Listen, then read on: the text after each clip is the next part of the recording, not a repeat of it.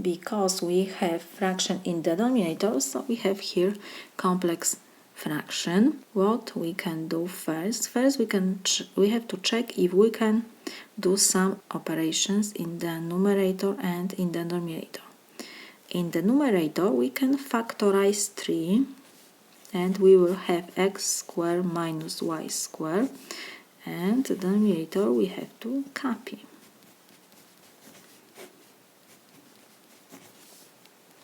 What else we can do? We have difference of two perfect squares, so we can rewrite this. Let me remind you formula. When we have a squared minus b squared, this is a minus b times a plus b. In our example, a is equal x, b is equal y. So we will have 3 times x minus y, x plus y. I just use this formula. Over, we have x plus y over x minus y.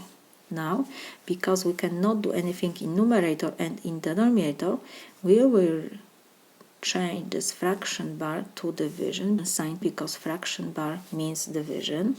So we have 3x minus y, x plus y.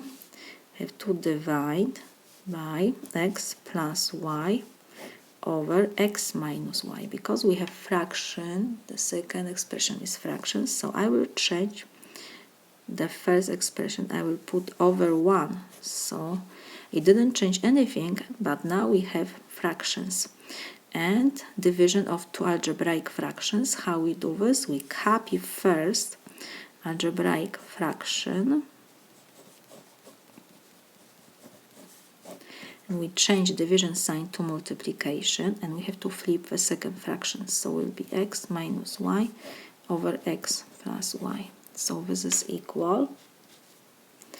Now how we multiply? We multiply numerator times numerator, denominator times denominator.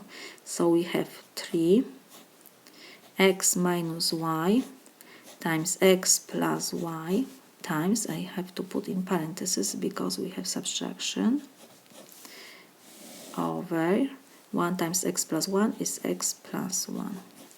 So now we have to check if we have the like terms. X plus 1 and x plus 1, the same terms, so we can cancel out. We will have 1 and 1. 3 times 1 is 3 in the numerator, and we have x minus 1 times x minus 1. So this is x minus 1 to second power over 1.